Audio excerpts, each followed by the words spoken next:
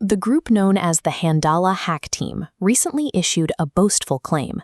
They had brought the supposedly impenetrable systems of the FBI to their knees in just a few hours.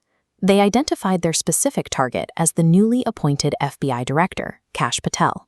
The leaked data circulating on social media consists of personal photos showing Patel at unidentified locations, standing next to vintage convertibles, smiling by a jet, smoking cigars, and taking selfies with bottles of liquor. These grainy snapshots of a private life stand in stark contrast to the massive billion-dollar security apparatus designed to protect the United States' top law enforcement officials. This creates a confusing paradox.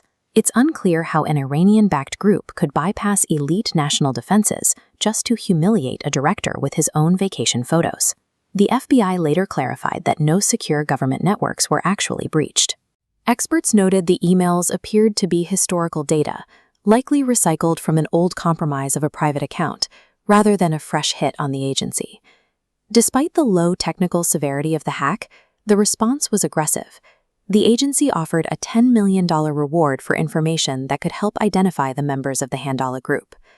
An old personal email hack containing 0 state secrets sits oddly alongside a multi-million-dollar bounty and a hacker group claiming a historic military victory.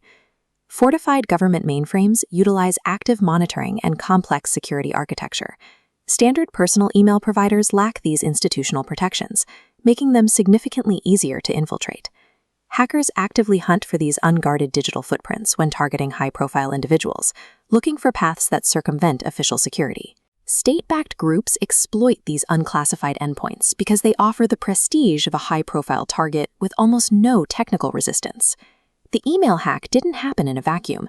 It coincides with Operation Epic Fury, an escalating war involving the US, Israel, and Iran. Military strikes have targeted Iranian infrastructure and civilian areas, leaving a devastating toll in cities like Tehran. This physical war has a simultaneous digital front. Handala previously claimed a wiper attack on the American medical tech firm Stryker. That attack wiped 50 terabytes of critical data. Handala described the operation as direct revenge for kinetic strikes on Iranian soil. Iranian hacktivist groups now treat cyber attacks as standard reciprocal weapons to be used whenever Western military pressure increases. The release of the Patel photos followed a specific offensive move by the US government.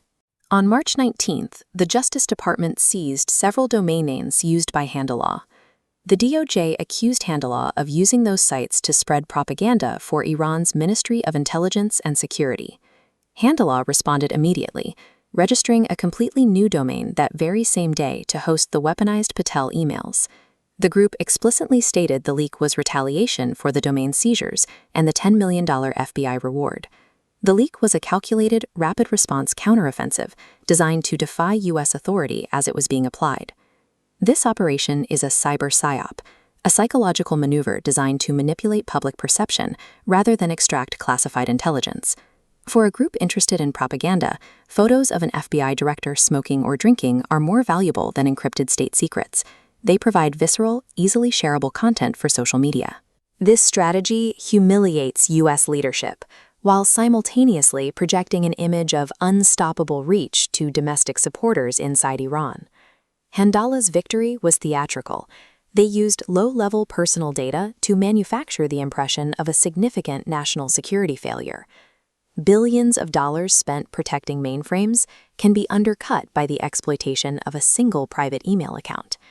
In modern asymmetric warfare, the perception of a breach creates just as much chaos as the theft of classified data. As kinetic wars escalate, the digital frontline is shifting away from hard military targets toward the unguarded, everyday accounts of powerful individuals.